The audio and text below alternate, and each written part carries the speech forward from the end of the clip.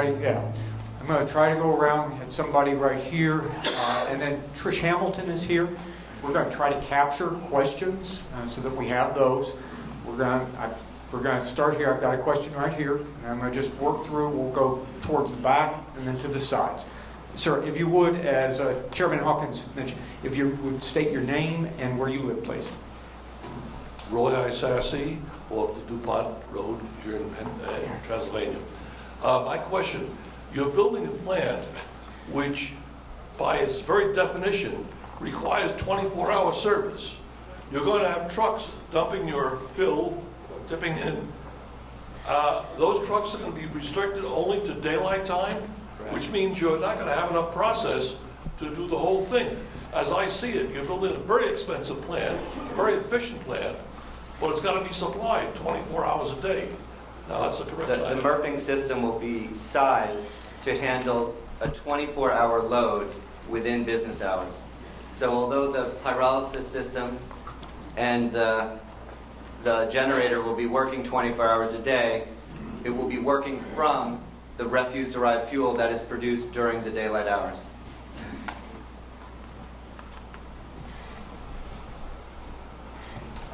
My name is Robert Poole. I moved from Spartanburg to Penrose.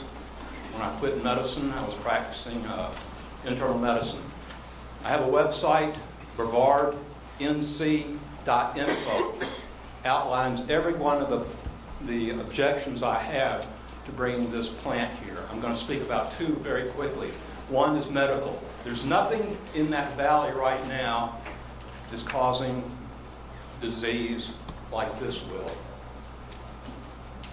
Number two, they don't know what's going to be, back to number one, they don't know what's going to be coming out of it, regardless, because they don't know what's going to be going into it. Number two, when I arrived here in 04, 05, I was told that the airport generated about $3 million into the local economy at no cost to anybody. So now we're going to have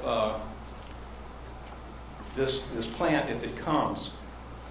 And I'd like to say one other thing, well, actually two. The strobe effect that was used on this presentation was to desensitize each one of you to be sucked in to their program. Okay? It's psychological.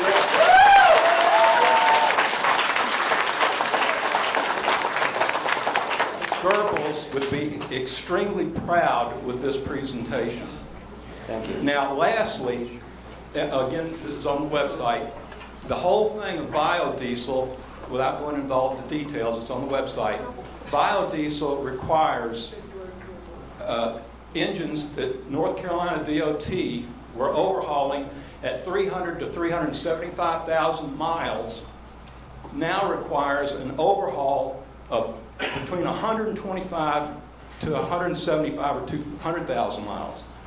Who's paying for that? Look in the mirror. Those are our taxes. Anytime a market is a demand of such as biodiesel is mandated by the state, you're paying the price for it. And I'm a physician. I work at the airport. I'll be losing a job, but thanks. I guess you'll put me in charge of separating out the medical waste.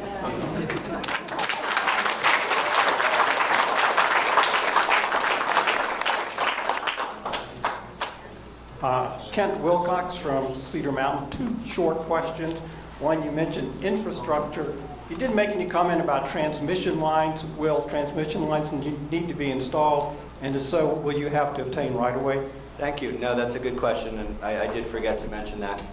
The site has three-phase electric on it, and there is a Duke transmission line 1/3 of a mile away. When we present our interconnection request to Duke, they will do an interconnection study, and they will tell us which of those two we need to interconnect with. Okay, and my second question, you're close to the French Broad River. Is either the plant or would the holding pond be within the 100-year floodplain? No. I'm sorry, the answer is no.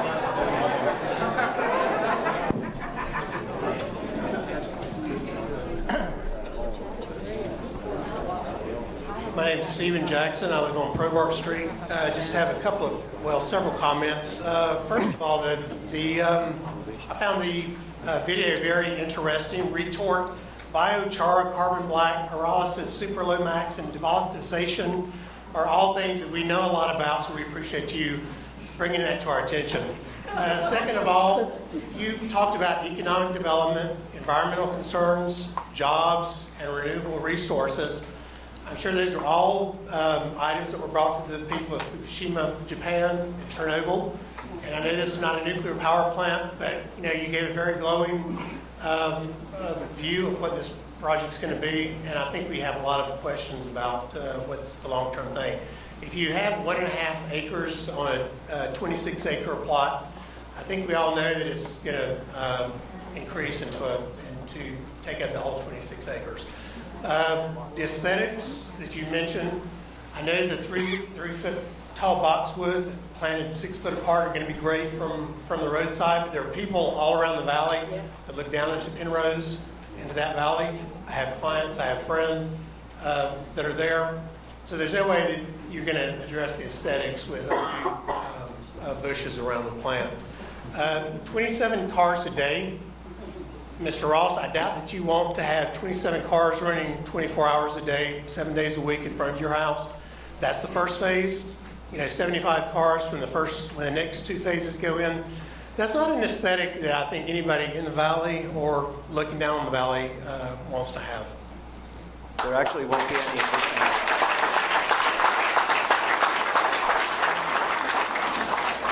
There actually won't be any additional cars because the future phases would be biofuels, in which case all of the gas would be captured, liquefied, and refined into diesel. So 27 cars is it. That's a lot, Dave. Walking in your house, 24 hours a day, 7 days a week. I don't want that. Hi, Susan Chambers. I live in Transylvania County. I guess my big question is why here? This is an area, we know who we are. Your presentation said to me, you don't know who we are.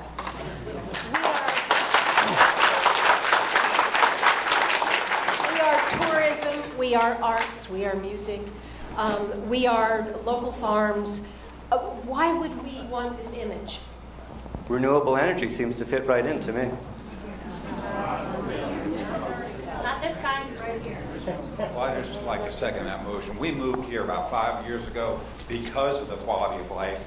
And if we looked at this as a medical analogy with Crab Creek Road is one artery and that spur is another, you're going to clog these arteries and you're going to kill off the quality of life that brought us here to live, and you will destroy this area, and using these terms and all these details to kind of cloud the issue.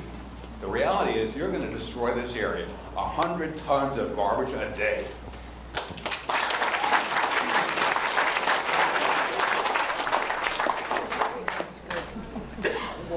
Hello, my name is Suzy Platt. I have a question for you, which is, you mentioned what kind of neighbor you'd like to be, and I'm wondering what kind of community member you guys are. What? I'm sorry, I don't understand you.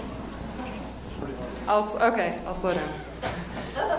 You mentioned what kind of neighbor you'd like to be, and I'm wondering what kind of community member you see yourself as. We'd like to be active contributors to the community. This is going to be something that will be here, well, if we're fortunate enough to build it, for quite a long time. And we'd like to be an active participant, neighbor, resident, member, community member.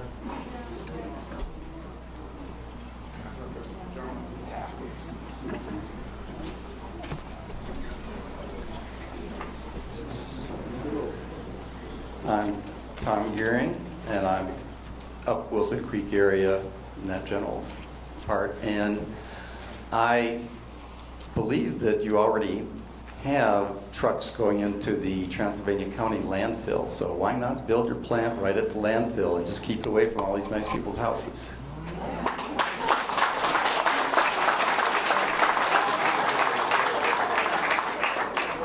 We've had extensive discussions with the county on all sorts of logistics, from having the MRFing system at the landfill to having the power plant at the landfill to having it as it was currently presented to you tonight. And based on those extensive discussions, and I can assure you they were extensive, this was the configuration that worked out best for both the county and for us. Yeah, but if there's secret discussions, we don't know what.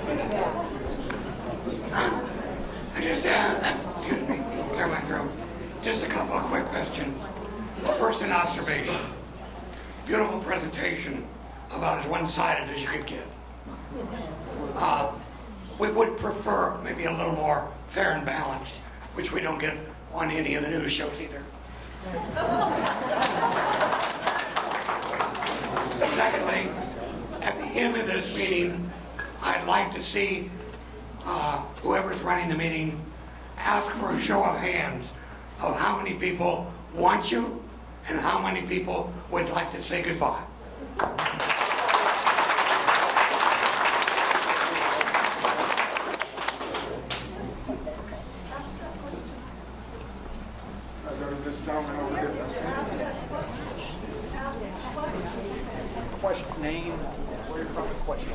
Hi, my name is Woody Keenan. I live in Cedar Mountain. There's a lot of information that has been presented tonight, and I would certainly think that most everybody, or I would hope that everybody in this room, supports the concept of renewable energy. I know I certainly do. Certainly in the form of sun, solar, and wind energy. You know, I can't think of like a more logical thing. And if we can, in fact, turn garbage into electricity at face value, that makes really good sense. But out of everything that you said tonight, here's the three things that really stood out for me. You said, we're still doing the engineering. Right. You said, shortly after that, you said, this is a system that we may use. And you said, these are photos that I took without permission. So those are my comments to you. My comments to Mark are, it's obvious that this is a room full of people that passionately don't want this in our community. And if he had to say so to ask for your resignation, we would do that. But fortunately, we don't have that. But I think that we need to be doing a better job of bringing in the types of businesses that we do want here, like Oscar Blues, which has proven to be a great community steward. I think that was a very fair comment, and I appreciate that. I would point out one thing from the community standpoint. This is a community, countywide, that has said that we do not want zoning. And so when an opportunity comes to this county, it is my obligation to try to help that community find somebody that would fit.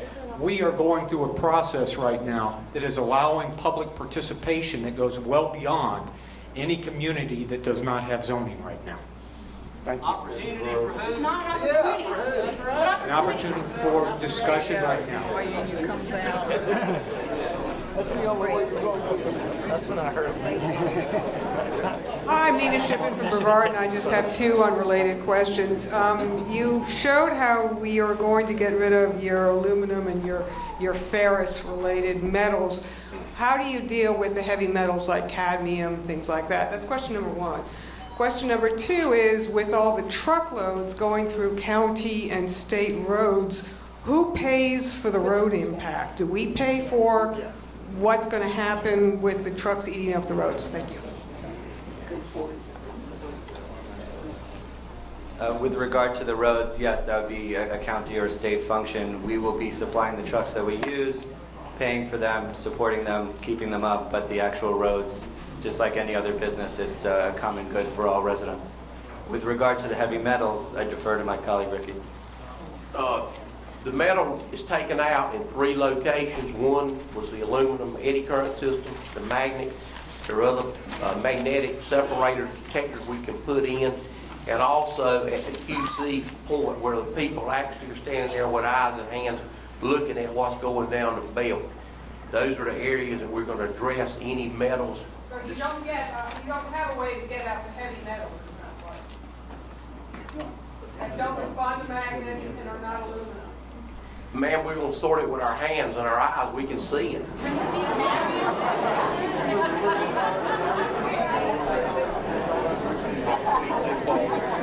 I'm Linda Moss, and I'm from Penrose area. I just have one question. Can I sell you a house?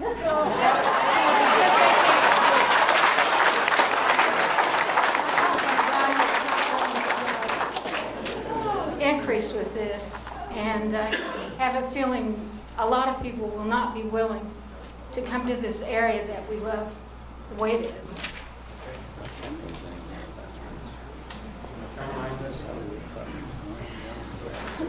Look at the hands.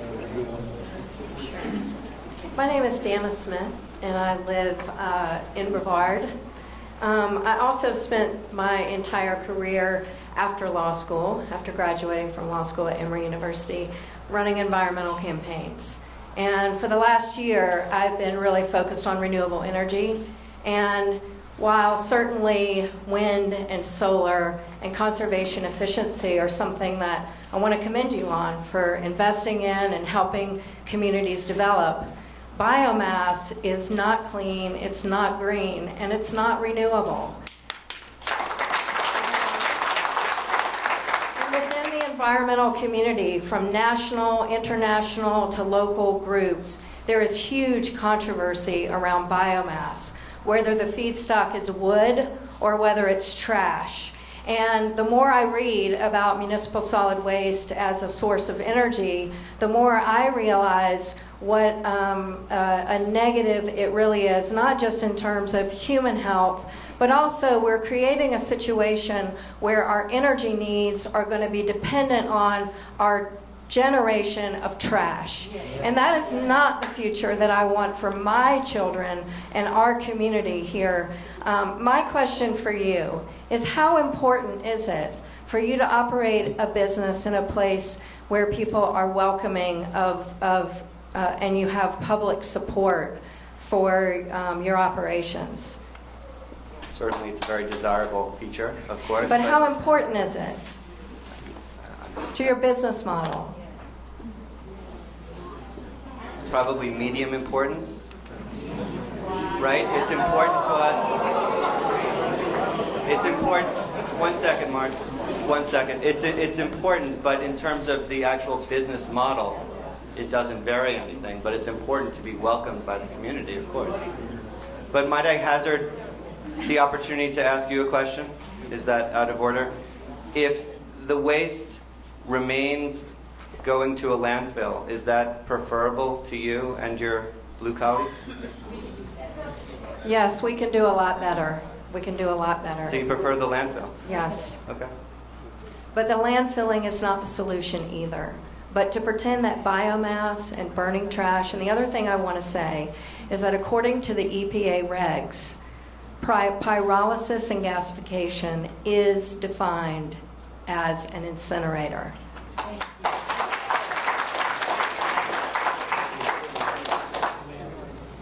My name is Ned Doyle. I live in Etowah, so I'm not technically a Brevard, Transylvania County resident, but closer than New York. I've got two quick questions that I know you can answer. I hope you will. It's I guess your prerogative. But first, I would like to thank you very much. I'm a volunteer with the new People for Clean Mountains organization here, and you've really effectively confirmed all our fears and confirmed all our worries about this with the presentation. So that saved us a lot of trouble in the community, pointing out what's going on. But my question, the first one, which is really easy, is that PowerPoint presentation available to us as a public document? Because step by step, almost everything in there can be cleared up in terms of the misrepresentations. It's a legal term, I believe. Is that available to the public? It's not currently available. We can make it available. We can put it on our website. Okay. Well, I'm talking specifically about the presentation here. And I understand your disclaimer. I understand the nature of we don't know about this part yet. I'm only asking, can we see this presentation to go through it as opposed to flashing through? Yes or no? Yes. Thank you.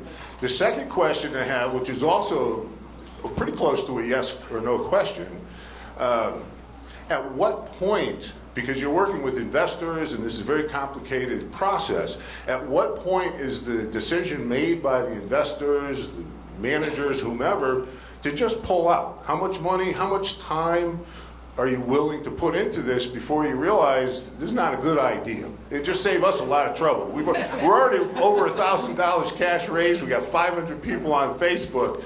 Are we going to be done in 3 weeks, or are we in this for 2 years? What's the point where you say we don't want to deal with it?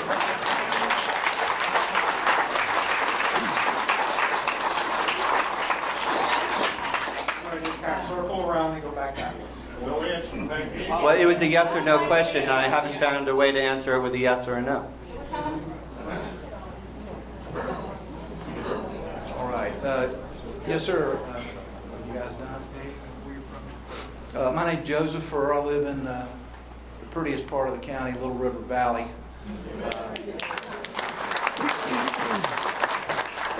Any of you guys that live other places get mad at me, but I think it's by far the best. But Mr. Ross, I want to tell you we appreciate you having your group to come in and Mark putting this together to finally lay out and a little bit more disclosure about what the game plan here is and what you've been working on for the last couple of years together. And we appreciate to have this opportunity. Most in the room knew nothing about this until March 25th when the article appeared in the Transylvania Times. It was a total shock to me, and as I think it was most people. So, and I was also a little surprised to find out you're already almost a month into the licensing process with the Utilities Commission. So it's kind of like you're way out in front of us, and we're pedaling hard to try to catch up with the field of information, and so I mean I'm appreciative of the presentation.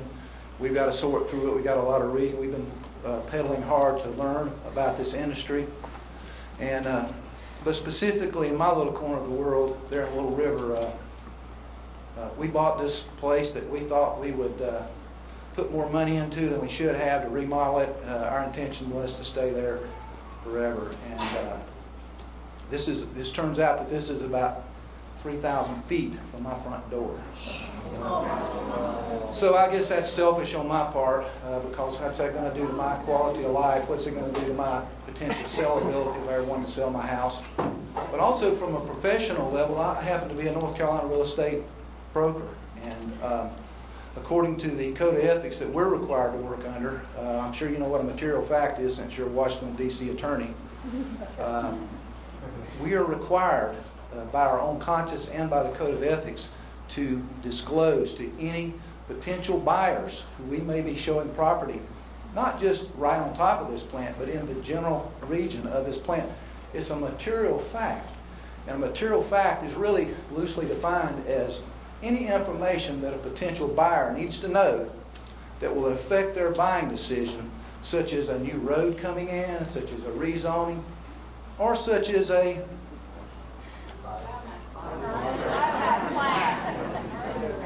it sounds like a lot of solid waste is going to be rolling in there. It's going to be processed somehow. Who knows what the outcome of that is going to be. So as I'm out here working with my customers, it's pretty tough to do real estate now in this day and age. Buyers are quite skittish already. But as this rolls in, this becomes a material fact that everybody that I am showing property in that area, I am going to be telling them that this is in a proposal phase. It may become a reality. We hope that it will not, but it may become a reality here.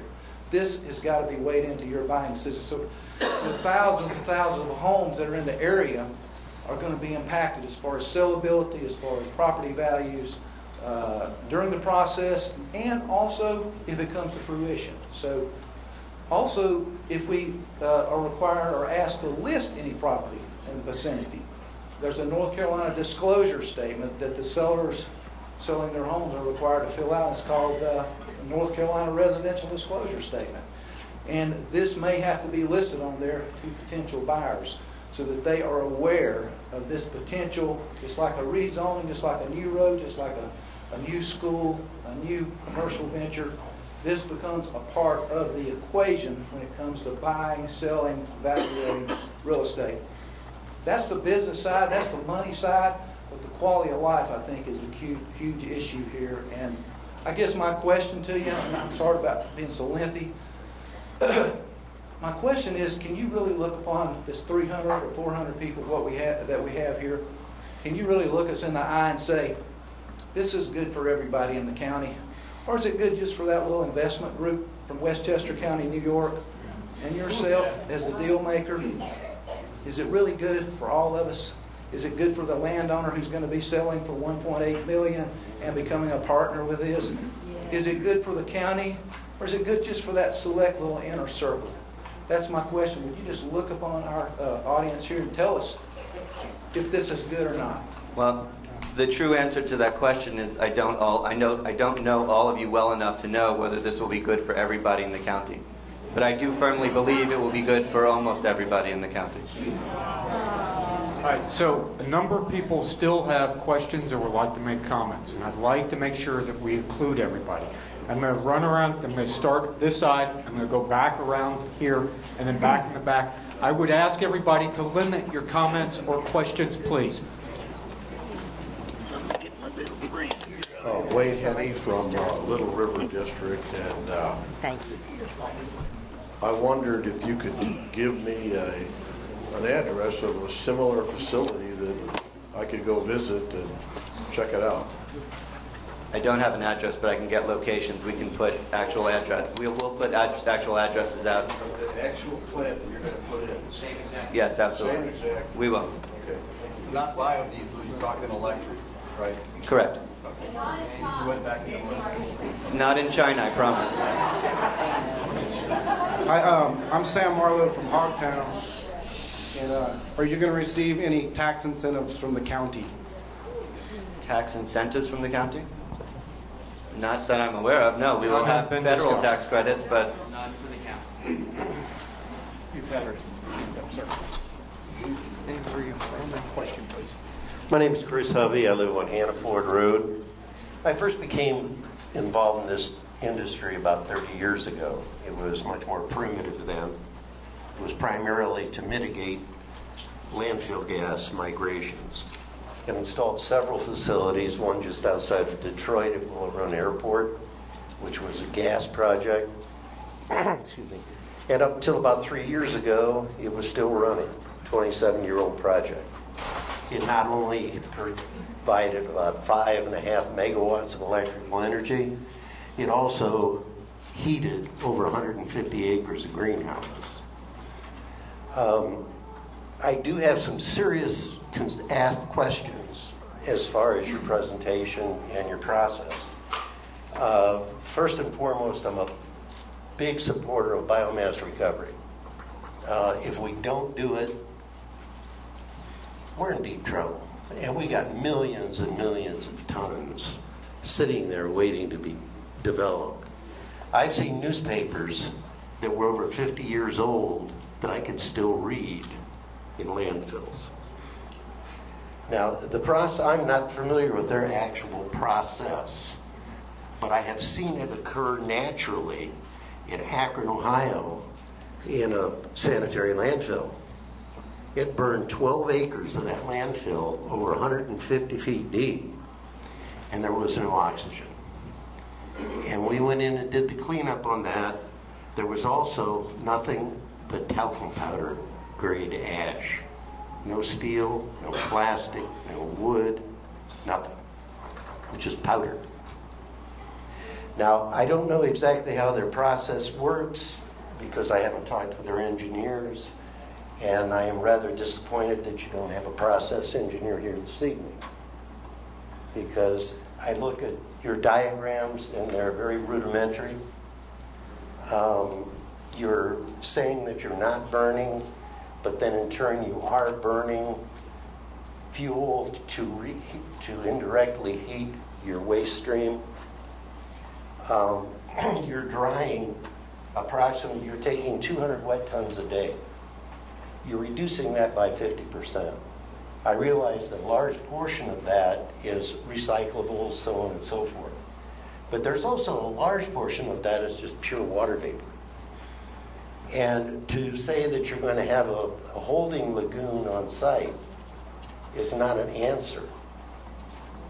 That is just a stopgap measure.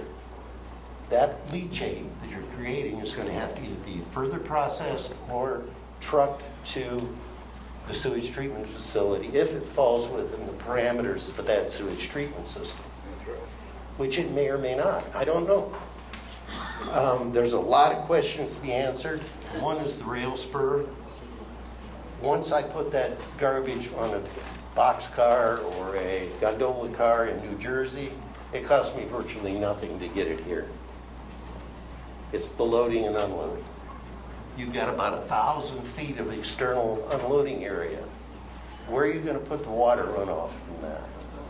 If you've got 25 boxcars worth of trash laying on your pad that you just dump because railroad needs their cars back, and it comes 2 days of rain, where's your leachate go? You're going to have hundreds of thousands of gallons of storage on that facility to take care of that problem. And there are other people who like to talk, so I'm going to sit down. But I would like to meet with you or your engineers to discuss these products and understand that I am in favor of not necessarily your project, but your concept I agree with 100%. Thank you. Thank you. We said that we would go from 7 to 8:30. It's at 8:30. I'd like to have a few more comments, but if we want to try to get more people, the comments have to be, or questions need to be short, please. Answer his question about the water. How are you going to treat that water? Well, we're not using the boxcars. No. We're not using boxcars for this project, so it's not even a. Well, you said there was a rejection. How do you treat that water?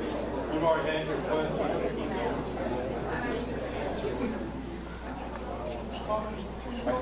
I'm gonna. All right, you had a question? You don't have an answer. I'm not an engineer. I will be glad to report back to the answer to that question once we have a full engineering design in the next 90 to 120 days. All right. My name is Suzanne Fox, and I border the property directly to the south. I overlook the hangars where the facility is going to be. I am concerned, obviously, about the noise. I'd like to know what the decibel level will be. You've commented that it's going to be done indoors, but there's going to be a lot of tipping that's going to be outdoors. So my question is about that, number one. Number two is the lighting. Last night we had a beautiful night sky with stars that were amazing. And I want to know what the lighting is going to be like. And also a comment on your being a good neighbor. I'm like Mr. Furr, less than 3,000 feet from your location.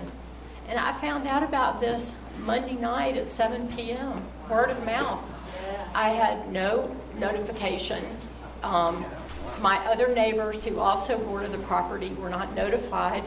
And it makes me wonder about your ability to work through and really work with all of the people that are in this area and going to be affected. Thank you.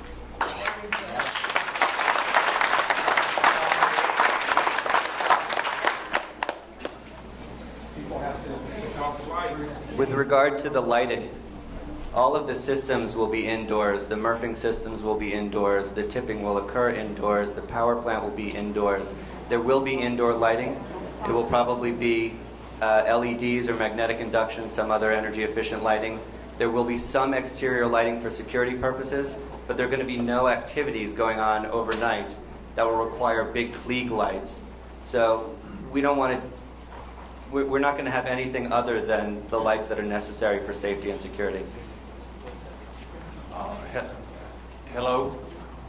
Sorry? My name is Don Thread, and I live in Transylvania County. I'd like to ask a technical question first. Do you have an estimated cost per megawatt, how much it will cost to generate your electricity? That's a great question. It'll probably be about 4 cents a kilowatt hour. Per kilowatt, okay. Kilowatt hour.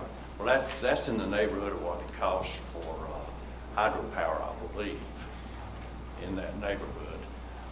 And also, just to make a couple of quick general comments. I worked at DuPont, and we had a boiler out there that was a little different process than this, but DuPont was a good neighbor. We had a lot of lighting and everything, but of course it was a little more isolated than you will be, but we didn't have a long line of demonstrators and so forth, whatever that's worth. And also, just so you'll know, one time Greenpeace did try to block our road to our plant one time. They were trying to demonstrate against us making Freon, which we didn't do. DuPont was a good neighbor also, and I think you will be. Thank you.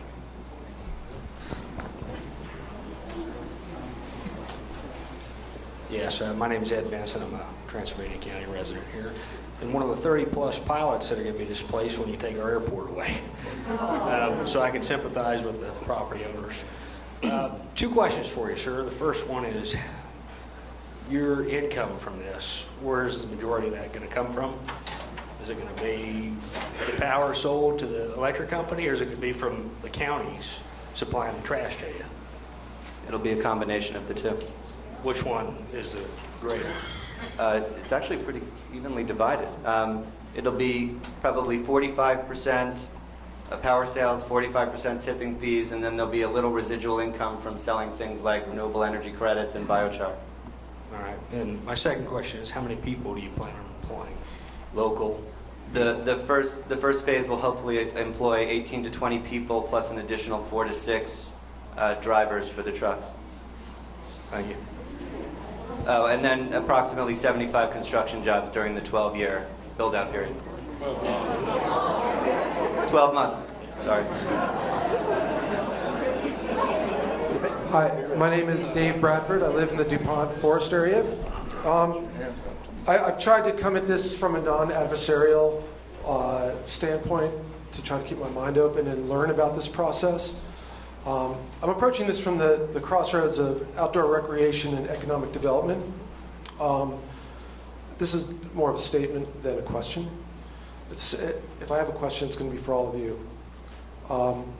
It's interesting that we're having this forum 2 nights before the assault on the Carolinas bike race.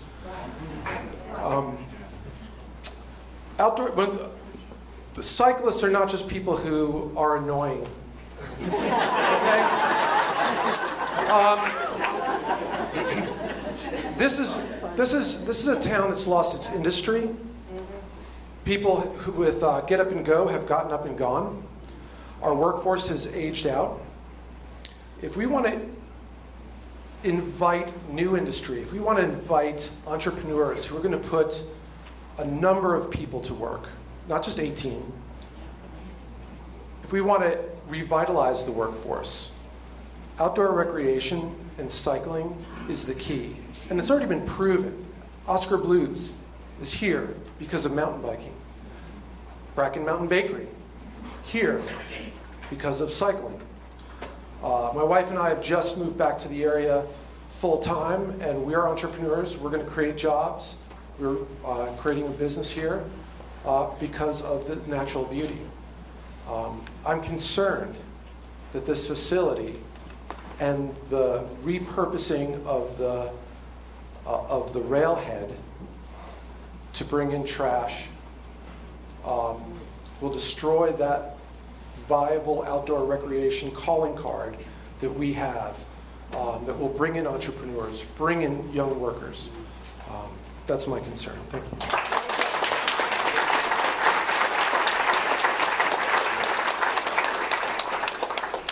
That's a really great point. I do appreciate that because I'm both an outdoors person and an environmentalist, and it brought me here. I'm a runner. I'm not a cycler, unfortunately, but I am a runner, so I do appreciate the concerns that you have over using nature. There's not enough sun. You have maybe 1,500 hours a year. I'm David Watkins. I live in Pisgah Forest. My question is, would the investment make sense without tax credits and incentives? The question was, would the investment make sense without the tax credits and incentives? Well, certainly the tax credits and incentives make it more economically attractive.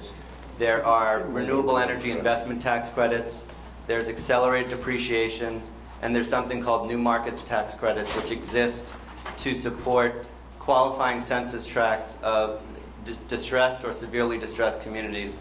And this community is graded as severely distressed, so those credits are available. So all of those things do make it more economically attractive, yes. Thank you. Good evening. My name is Helfried Parr. I own property directly adjacent to the airport. It's business property. There are 4 businesses operating out of these facilities. One of them is actually right next to the airport driveway. The other is at the west end of the property, and I have about 20,000 square feet that is occupied by a healthcare business, by an MRI business, by an antiques warehouse, and by a landscape company. All of my tenants have talked about their concerns, and one of them has expressed that they probably would not renew their lease. Our entire income stream, other than a little landscape business, is from this investment that my wife and I have made, which is currently has a market value of $1.6 million. I don't think that market value will be there if this plant comes to that location. Unless you would like to offer me some money equal to that right now, in which case I would gladly sell it.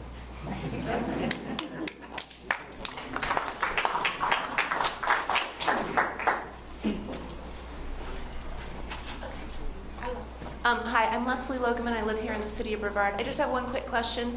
Of the total amount of waste that you're bringing into the plant, can you tell us what percentage would come from Transylvania County and what percentage would come from outside of the county?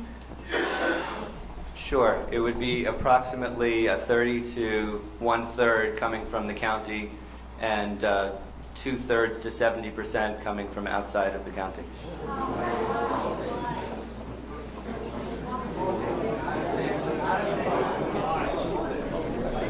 My name is Brandon Tonelli, and I live in the city of Brevard. And I hear you telling us that you're going to sell our recyclables, you're going to make money burning or whatever fancy word you use to our trash, and you want to do it in our distressed community. Well, can you tell us what you're going to do for our community? 30 jobs.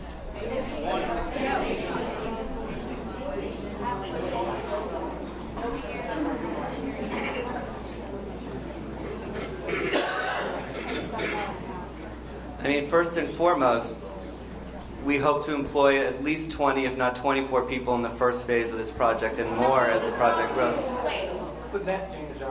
How many jobs are you going to displace at the airport? 2.5, Ken? 2.5. At the landfill? None. How many pilots are going to not be able to live around here? Me. That's why I moved. I came here because of the airport. Yeah. I'm not sure the positives outweigh the negatives. Is this a done deal? That's my question. Excuse me. My name is Susan Flynn. I live in Penrose, which is about 1.5 miles from the site. I'm very emotional about this. It's not what I had planned at all from Atlanta, my dream little farm. You're ruining this. You really are. And with all the secrecy, how can that be? We haven't had time to piece this together. It sounds like this is a done deal. What are we going to have to do to stop this is what I want to know. What are we going to have to do?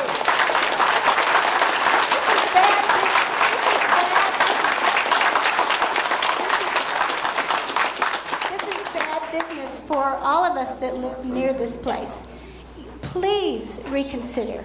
Please consider things like solar and wind.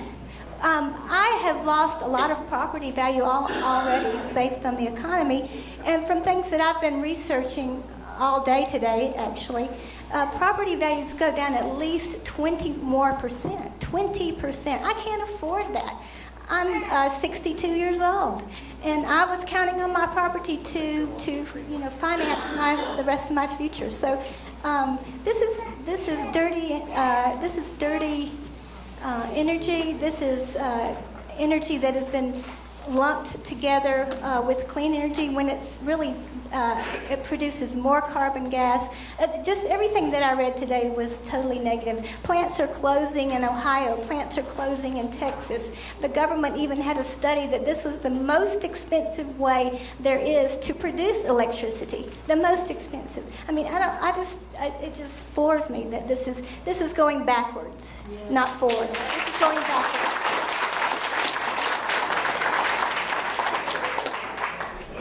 I'm Kevin Cohen. I live in Little River. You mentioned a water holding pond that would be located to the west of the current hangars. What size is that pond estimated to be? I really don't have that information yet. We're waiting on final engineering design work. We'll certainly report back, but it won't be very large. Have you had any soil and water people look at that property in preparation for this holding pond? Yes. And they have signed off that it is not in the floodplain, not in the 100? Yes, it is not in the floodplain. I've lived there all my life, and I have not seen but maybe 1 acre that does not get underwater at times.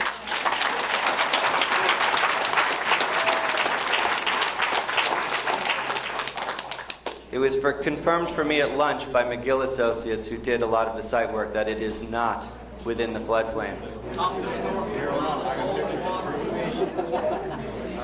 My name is Michael Trufant. I moved here from New York to avoid investing in property that might get destroyed by fracking. And I came down here because it seemed like a good idea at the time. It looks a little bit different. Now, I'm a natural builder, and if I build a structure, I need to start with a plan, run it by an engineer or an architect, then apply for a permit. Y'all are applying for permits, and you haven't done an environmental assessment as far as I've seen. And that would make it, I'm grateful you're here. There are different permits. The permits about which you speak, we have not applied for. We've only applied for the utility permit with the North Carolina Utilities Commission. It's an entirely different set of permits. So in order to get that second set of permits, do you not have to do an environmental assessment? Correct. When's that going to happen?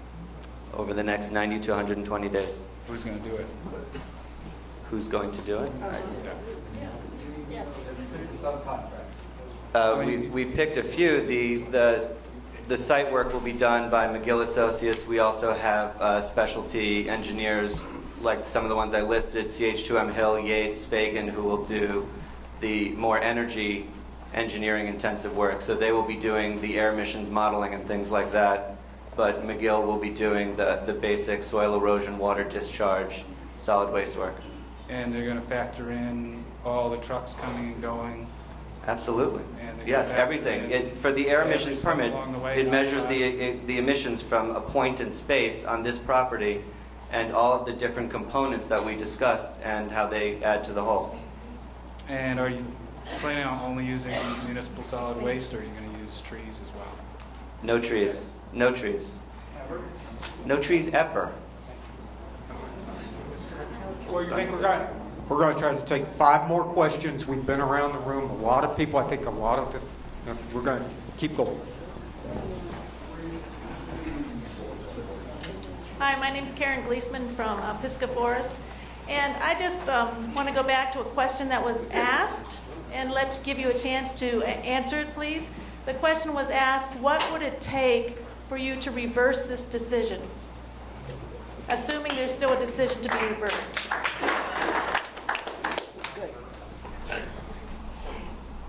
What would it take? It would take a denial of permits.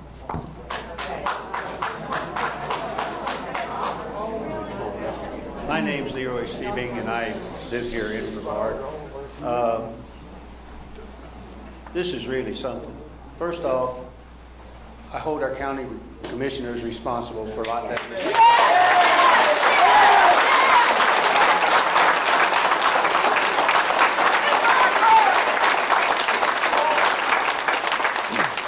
Something this big for this long should have been reviewed a lot earlier.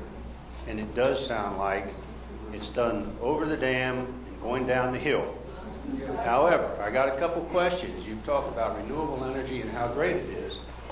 The first one is there any fugitive methane that can come from this? Natural gas production causes fugitive methane and is 25% more dangerous than CO2. So, do you have fugitive methane emissions in this process? We will be capturing over 60,000 tons per year of carbon dioxide equivalent, including the methane that would have been emitted into the atmosphere from the landfill. So while we are not emissions free, and you will never hear me say we are emissions free, the emissions from this system are but a tiny fraction of what would have happened had the garbage remained in a landfill or gone to a landfill. So that's a yes? But you're bringing all the garbage in. Okay, the next question I have is, there is a new source performance standard by the APA requiring green completion by 2015. Your plan is going to open in 2015. Will it be green? It will be green. By what definition? By the EPA standard that they're coming out with, it's due to be completed in 2015? We will meet all standards.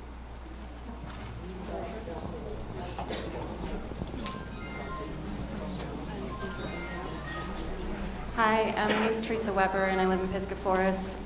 And I'm kind of following up on some of the questions just about the status of the project at this point. I think you mentioned that the overall cost estimate is, did you say about 23 million to 26 million? 23 to 24, yes.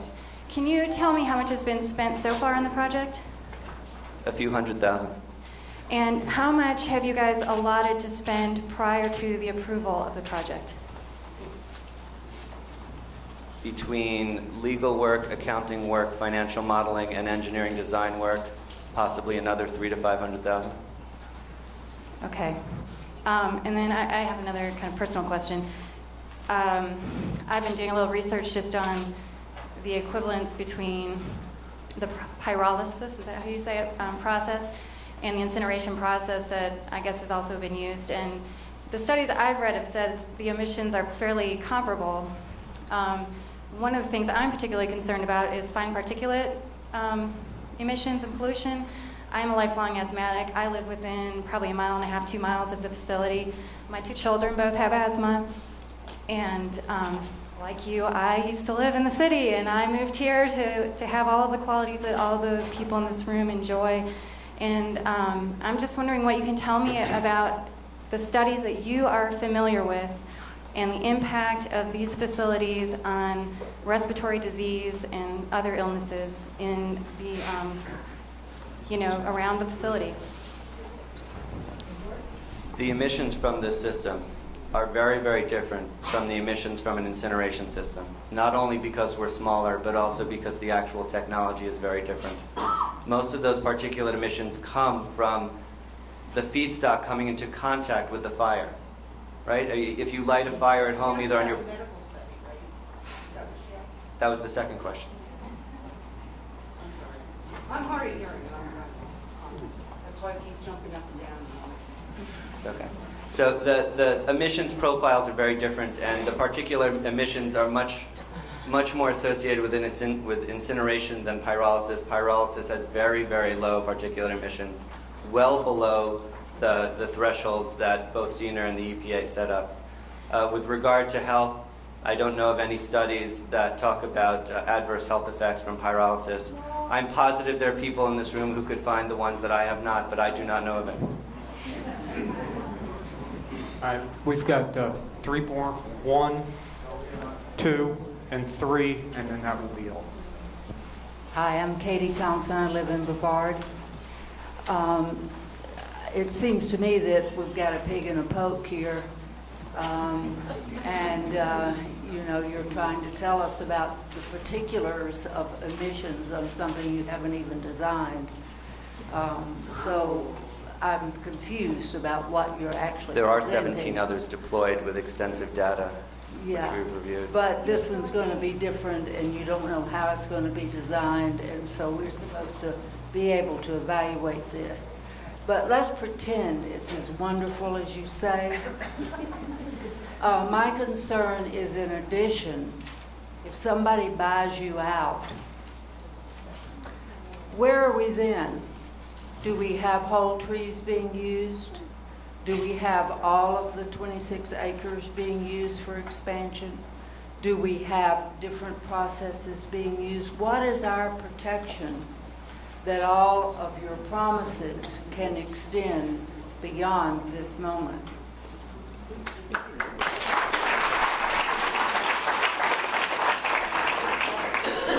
It's hard to predict with any accuracy what will happen with unknown potential purchasers who may or may not purchase the system. So I have no way of answering that question. I hope you'll understand why I have no way of answering that question.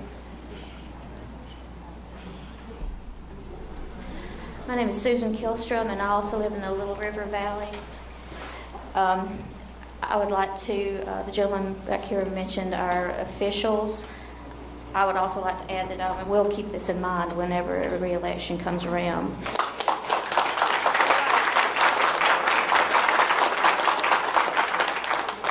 I have done some research on my own on the biomass plants, and there's a large list of toxins that are emitted, and we all know that, but they have been proven linked to various kinds of cancer, kidney defects, birth defects, neurological diseases, asthma, all sorts of lung problems.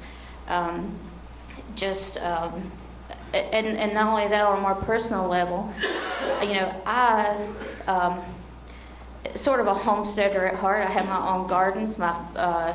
We have chickens. We have my neighbors. Many people have gardens. We do it for healthier food. We do it, you know, it helps with our grocery bill. There's farms in the area. Everett Farms, who sells meat. Another one down the road on Crab Creek with McCall Farms. Who's going to want to buy vegetables that have this fallout, the toxic fallout from this kind of plant with these emissions that are coming out of there? But my question is, the holding pond, the water in that holding pond, how is that going to be treated? Is that will eventually seep into the groundwater? And also, I think there was some sort of composting pile maybe that y'all are going to have also, that will also leach things into the water eventually. So that's my question: how will the water be treated in that holding pond? The biomass projects and studies of which you speak are biomass combustion and not pyrolysis, so they're inapposite to this situation. With regard to the, yes. Yes. There's no toxic emissions, then why do you have to apply for an air permit? Every project has to apply for an air permit. There's going to be zero toxic air pollutants from your project. There are emissions. Toxic air emissions from your project. There are emissions from the project.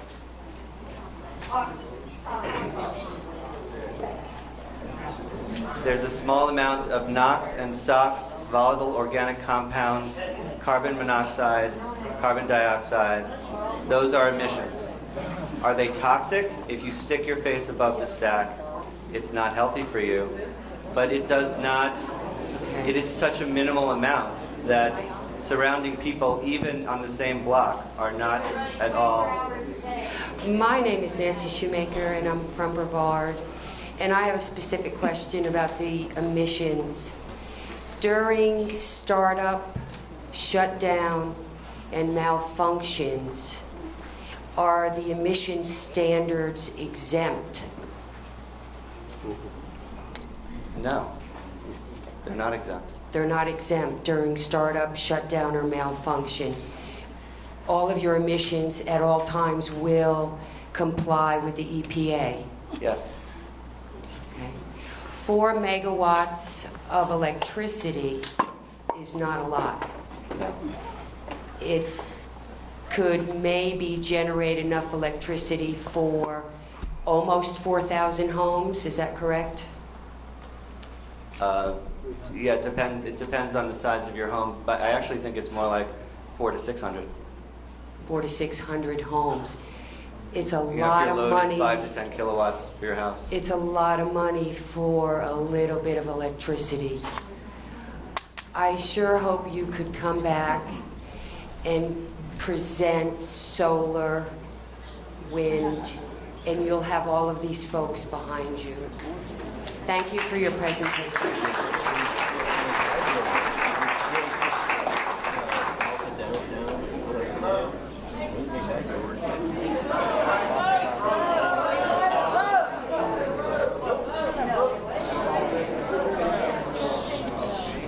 I think what I'm hearing is there was a question earlier, how many of you, if you would want this, show of hands, yes. If you did not want it, show of hands, no. Are you an ex-Kodak? Or don't know? I'm sorry. Are you an ex-Kodak? No. How come I recognize you? Listen, before you leave, let me give you a couple of takeaways as an elected official from the presentation. And Paige Lamell is here. She might want to say something, maybe not. 2 takeaways for me. First, a question was asked, what would it take to stop the project? And the answer, the partial answer, and what Matt said was permitting issues, stopping the permit. I don't know anything, I'm not an investor, I don't know, but I would say also financial, being able to acquire the financing would stop the project. But I think I say that to say that one takeaway from me from the presentation tonight is it appears to me that there's a lot of due diligence work that still has to be done on this.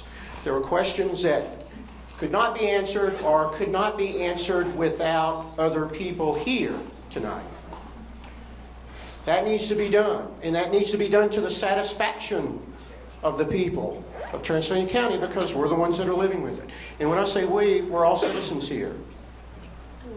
And when I say we're all citizens here, what I'm saying is that the permitting process, the approval process for this project is not in the hands of the county commissioners. There are not ordinances which apply to this particular project.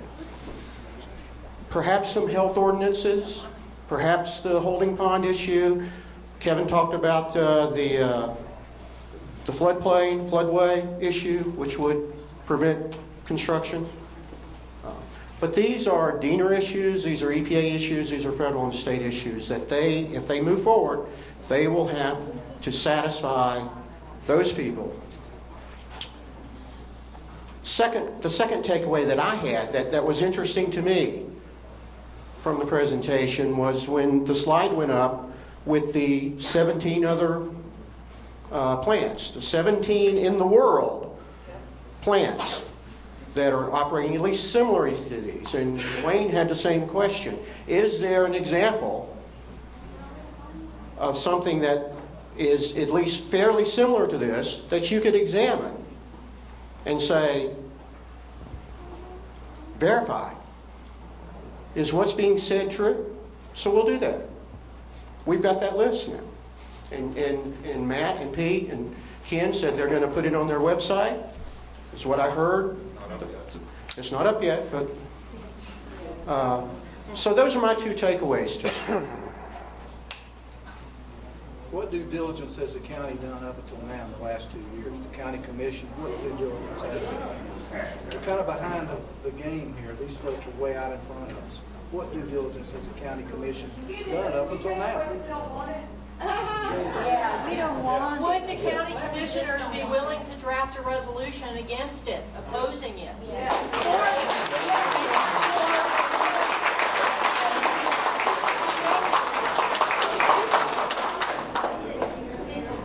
I can't, listen, okay, wait. First, let me take the first question first. Because the first question was due diligence. What's happened is the staff, which is to say, in this case, it would be the county manager, it would be the economic development planning director, it would be our solid waste director, because these impacts, these potential activities impact those areas, have worked with, have talked and worked with Mr. Byrne and Mr. Ross over the past several months, trying to learn details of the project.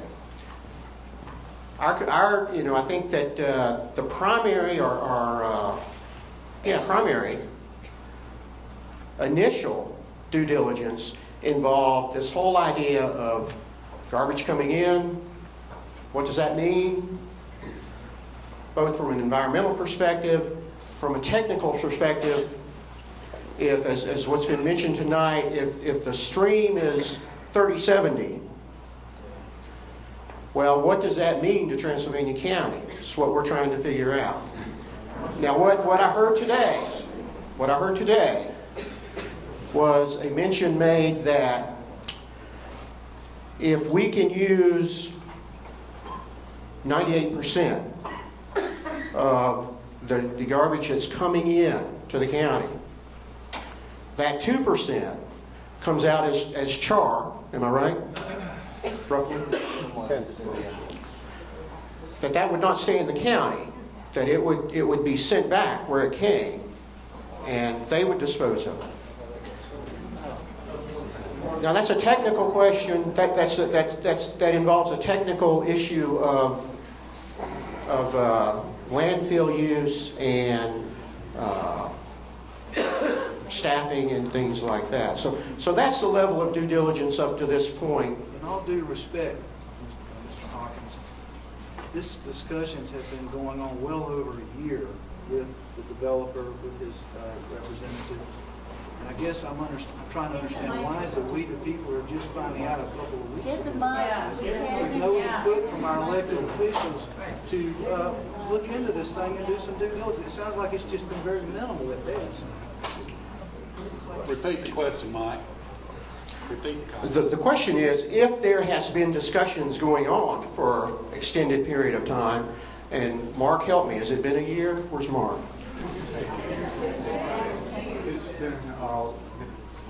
It's been, initial contact was approximately 2 years ago with Biofuel Center. The initial contact was approximately 2 years ago with Biofuel Center. That does not mean that we have been working on this project day in, day out for that period of time.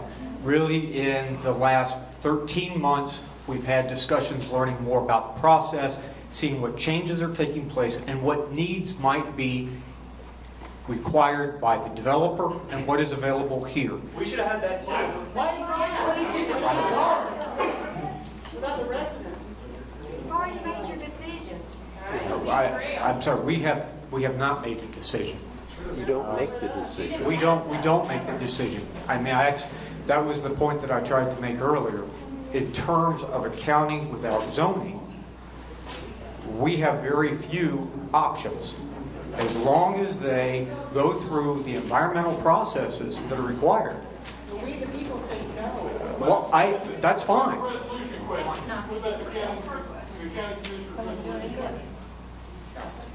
Mr. Burroughs, I have an email from you dated November 9th saying that by the end of this year or the beginning of next year, there will be a biodiesel plant in this county, but you would refuse to tell me its location.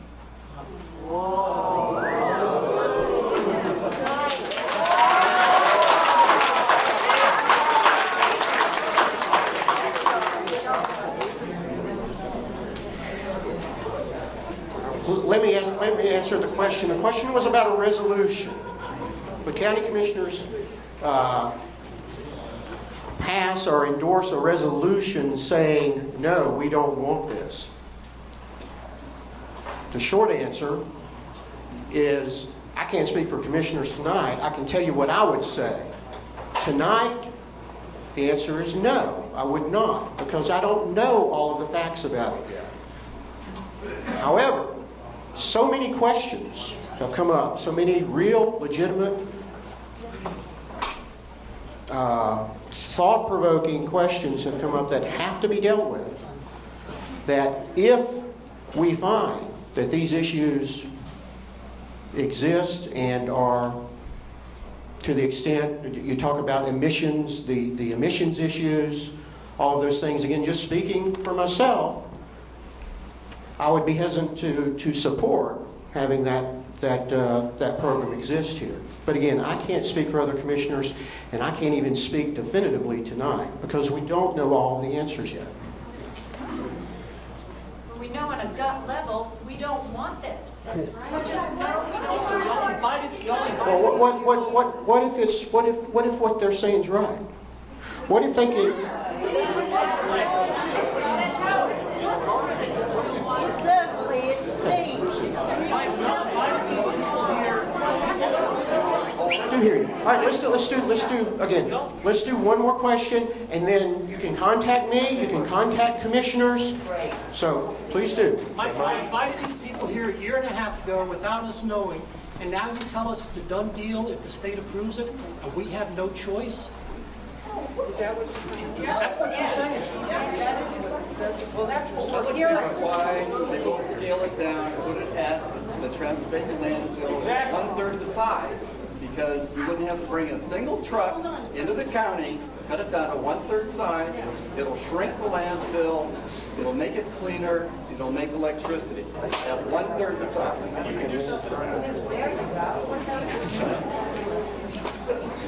All right. Please, if you have other questions, other comments, please contact us, and we will